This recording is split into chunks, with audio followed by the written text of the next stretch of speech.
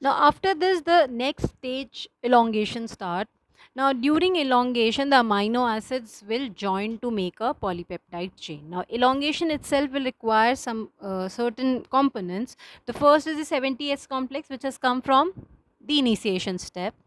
Now the tRNAs, which will come with their own respective amino acids, they will be charged with their amino acids. There will be several elongation factors and the proteins which are required in this process, and obviously the energy requirement will be fulfilled by GTP.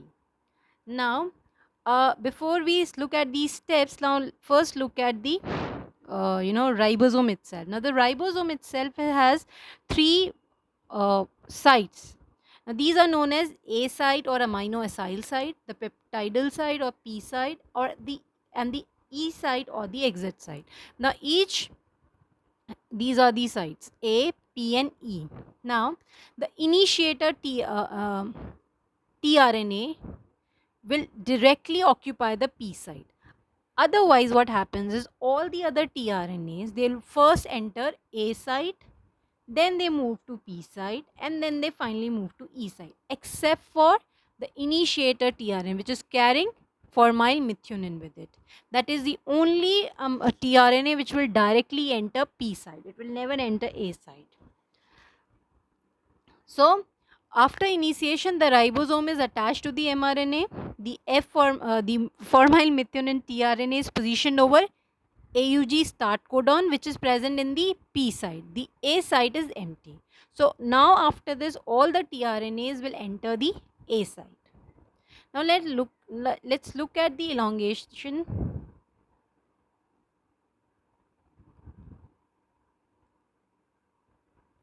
Elongation takes place in three steps. First step, a charged tRNA will bind to the A site. It will enter and bind to the A site.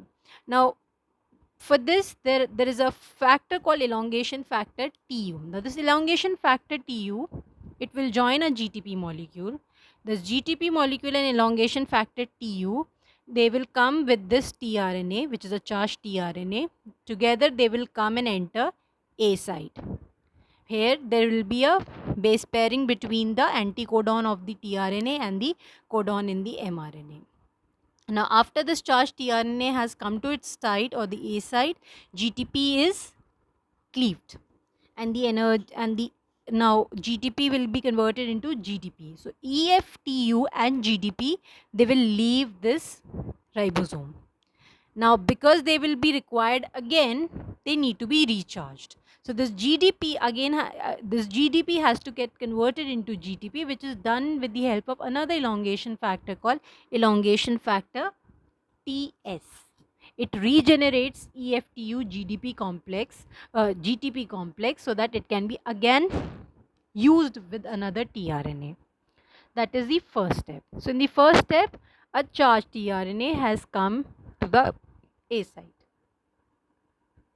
Now in the second step, there is a formation of a peptide bond between the amino acids. Now what happens is,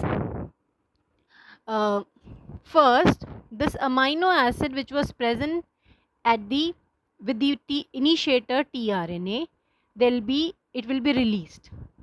Okay.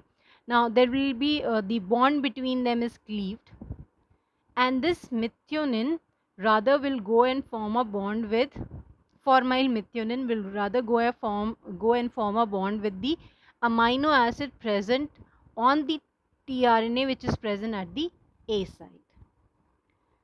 So the peptide bond will now form between the amino acids in the P and the A site, and the tRNA in the P site will release its amino acid.